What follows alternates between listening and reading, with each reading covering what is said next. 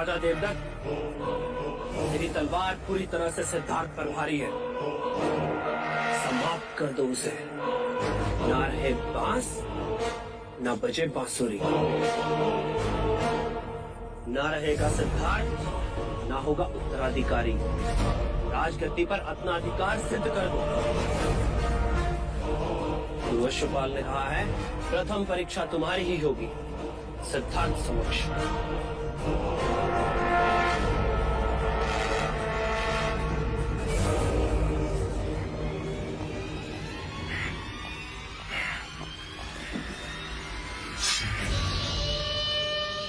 अब तो ये तलवार सिद्धार्थ के रक्त से भीग कर ही शांत होगी।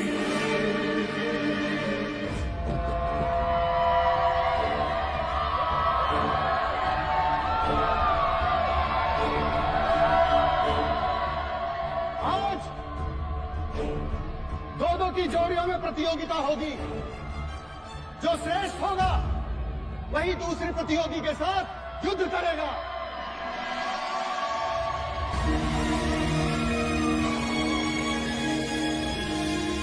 प्रथम चरण की प्रतियोगिता आरंभ की जाए।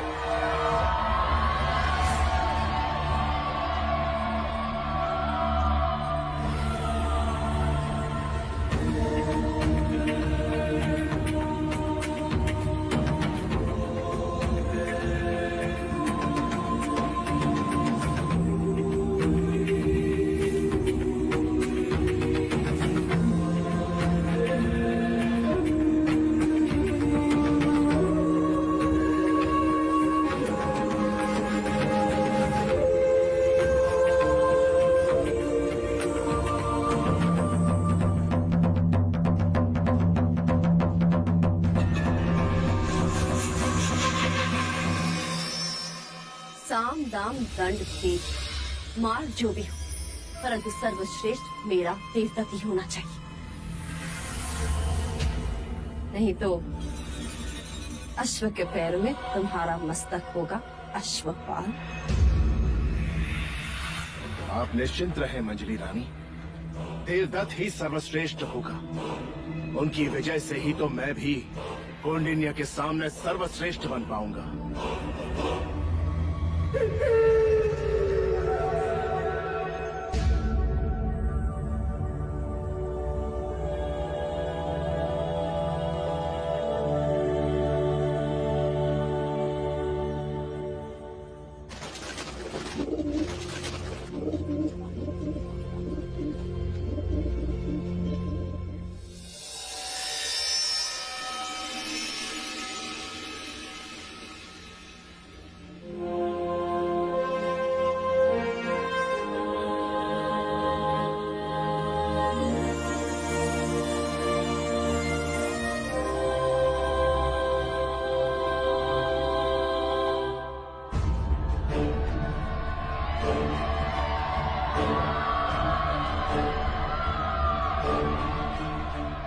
योद्धाओं का पूर्व परिचय देना पक्षपात होगा।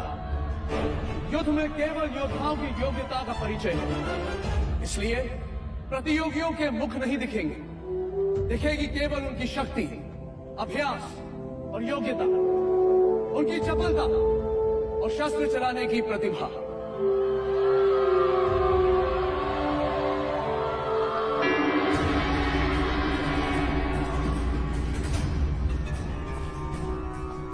अपने शत्रु को समाप्त करने की तैयारी कर लो देवदत्त।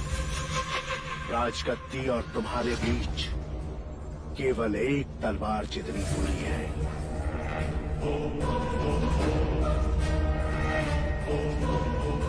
और ज्ञात रहे, युवराज जो मुखौटा पहनेंगे उसका रंग लाल है।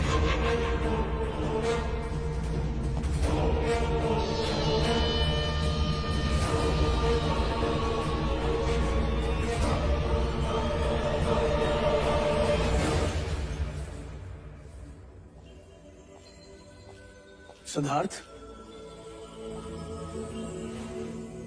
ये मुखौटा तुम्हारे लिए।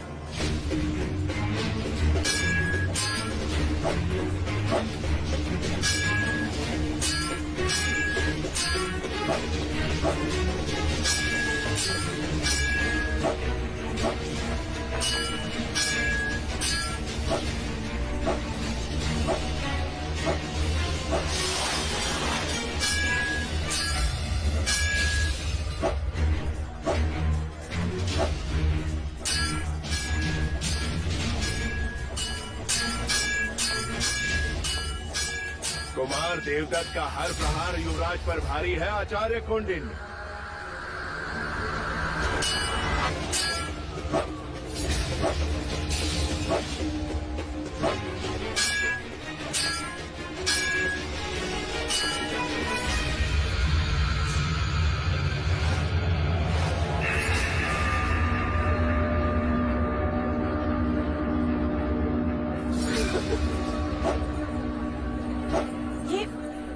ये छल है, युद्ध में सब क्षमा है प्रजापति। किंतु यह केवल प्रतियोगिता है।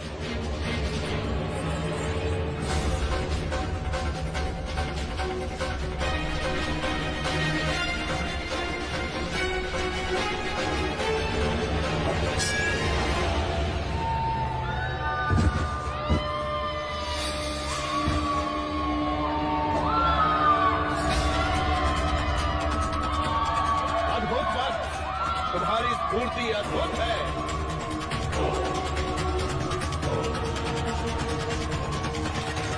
क्या कहना है आचार्य कौंडिन्य देवदत्त के बारे में? निसंदेह अद्भुत प्रदर्शन था।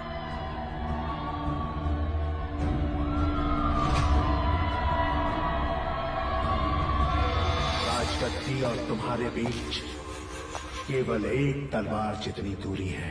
युवराज जो मुखौटा पहनेंगे उसका रंग लाल है।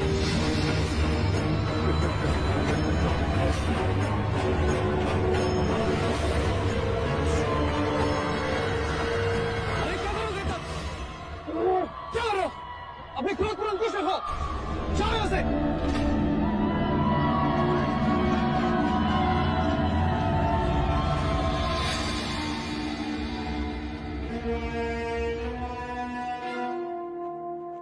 और आज की हमारी प्रथम प्रतियोगिता के विजेता है युवराज सिद्धार्थ।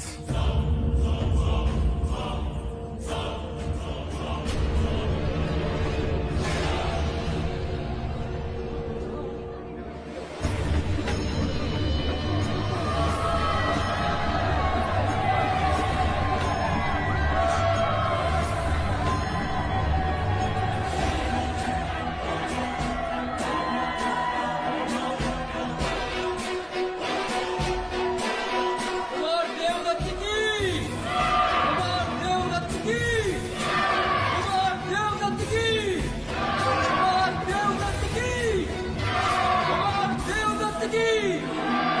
कुमार देवदत्त की! कुमार देवदत्त की! कुमार देवदत्त की! कुमार देवदत्त की! कुमार देवदत्त की! कुमार देवदत्त की! कुमार देवदत्त की!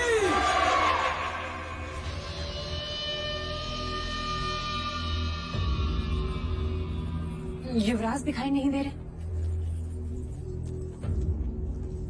और अब आज की दूसरी प्रतियोगिता आरंभ होती है।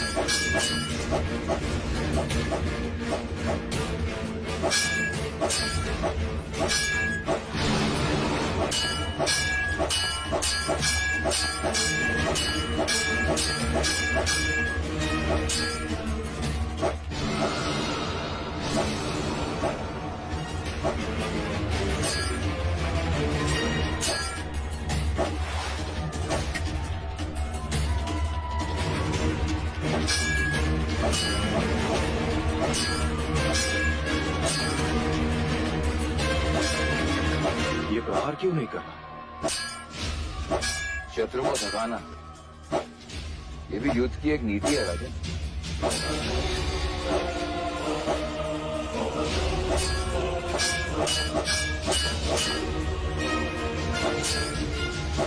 प्रतिवाद करो, ये परीक्षा है, प्रतिभा दिखनी चाहिए।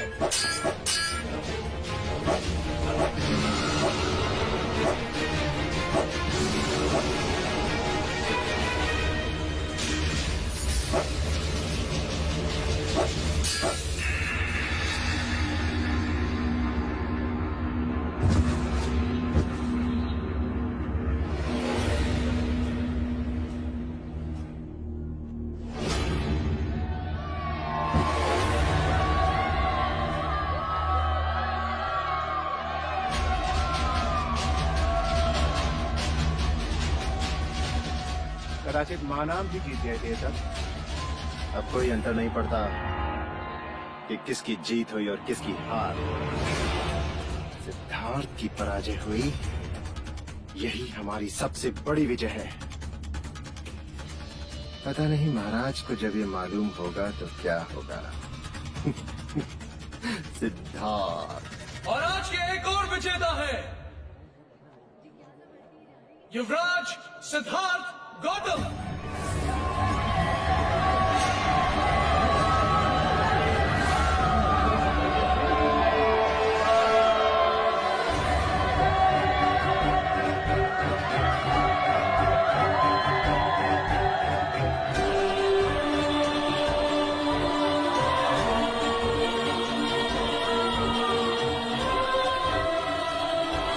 युवराज सिद्धार्थ जी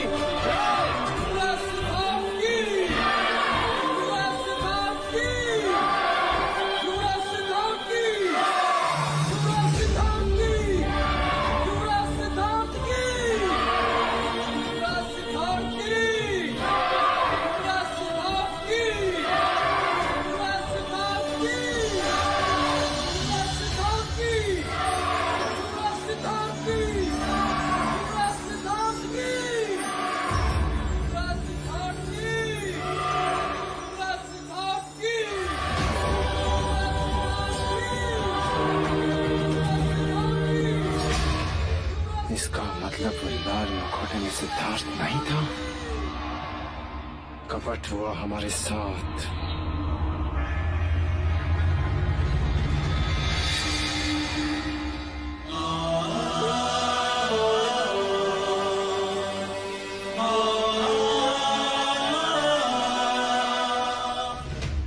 आपने तो कहा था कि लाल मुखौटे में सिद्धार्थ है, तो वो बदल कैसे गया?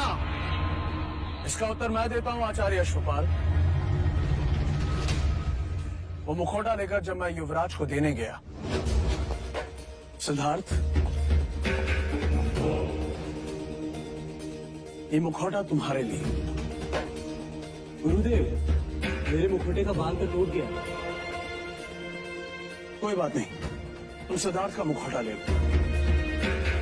जल्दी करो, प्रतियोगिता का समय हो गया। जी गुरुदेव।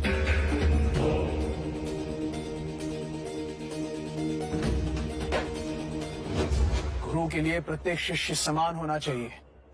आचार्य अश्वपाल, कुमार देवदत्त के लिए आपका पक्षपात अच्छा नहीं। उस मुखौटे ने आपका मुखौटा उतार दिया है।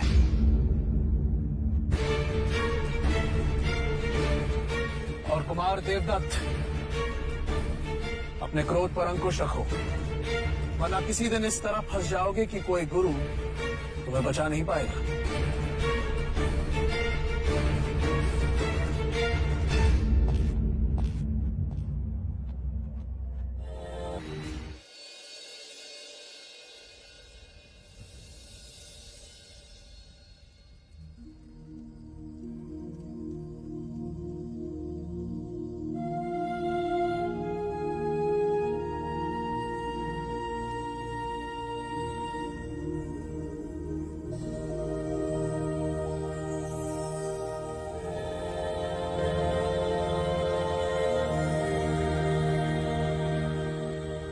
जिस तरह ग्रह से ब्रह्मांड का, हस्त रेखा से भविष्य का ज्ञान होता है, उसी तरह शरीर के इन बिंदुओं से शरीर की भीतरी परिस्थिति का संबंध होता है। जैसे नाड़ी परीक्षा से चिकित्सक को हृदय की गति का ज्ञान होता है। ये शरीर 10 भागों में विभाजित है। ये मध्य रेखा और दोनों ओर 5-5 विभाग। आज भी बड़े बड़े योगी चिकित्सक इस विषय पर विश्लेषण कर रहे हैं कि शरीर की पीड़ा का उत्तर स्वयं शरीर के पास ही है। हर एक अंग का प्रतिनिधित्व हाथ की हथेलियां और पैर के पंजे करते हैं। ऐसा कैसे हो सकता है? जैसे मस्तिष्क की पीड़ा को दूर करने के लिए आंखों के कोने की दोनों ओर 2 उंगली दूर दबाव देने से पीड़ा में राहत मिलती है।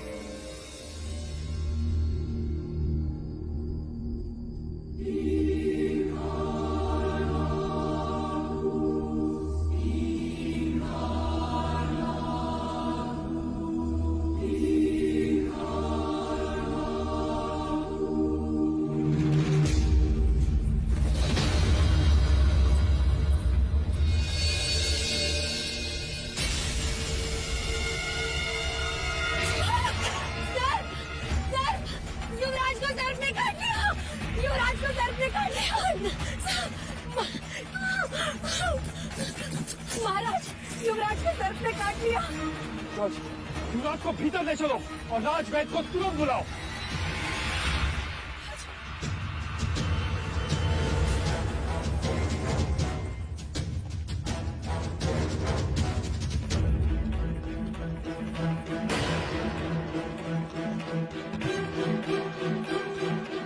वैदराज, युवराज को सर्प ने काटा है, मैंने देखा। परंतु इनके शरीर पर सर्पदंश का तो कोई निशान नहीं है।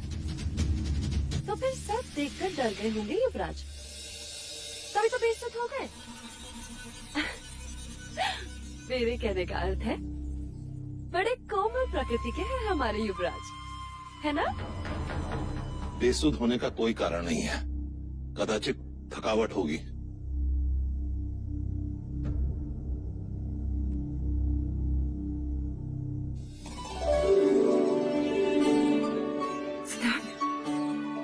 अब कैसा लग रहा है युवराज? क्या हुआ था?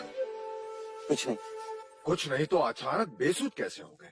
चिंता का कोई कारण नहीं है पिताजी। सिद्धार्थ पुत्र, माँ, इस समय मैं आपको कुछ भी नहीं बता पाऊंगा। मुझे तुरंत आचार्य कौंडिन्य के पास जाना होगा। चलो चलो। और सिद्धार्थ, ये तो बताओ हुआ क्या? निश्चिंत रहे पिताजी, लौट कर बताऊंगा सब कुछ।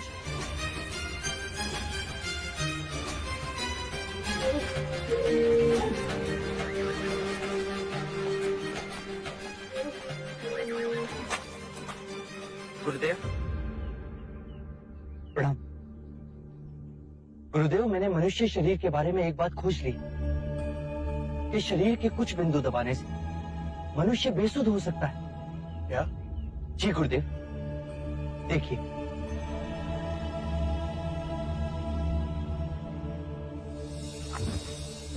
इसे क्या हुआ?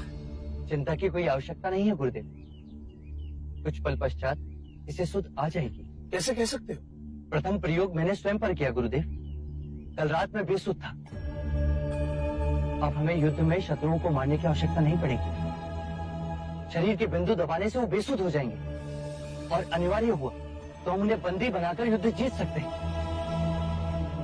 तुम सच में करुणा मूर्ति हो सिद्धार्थ, जो युद्ध में भी अहिंसा को ढूंढ रहे।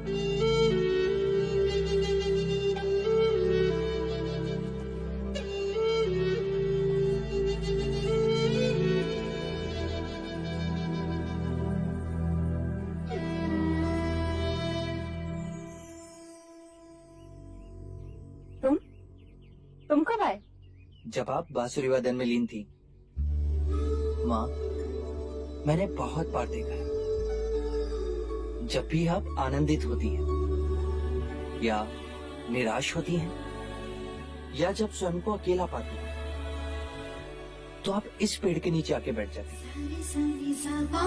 आप क्यों बैठती हैं माँ? इस पेड़ में ऐसा क्या है? ये माया है, मेरी बड़ी बहन। इस पेड़ का नाम मैंने माया रखा है। इस पेड़ के साथ मेरी बहन जुड़ी है। ये परिवार का एक सदस्य है, बड़ों की तरह हमें छाया प्रदान करता है, ये जीवन भी देता है, पक्षियों के सुर में संगीत सुनाता है,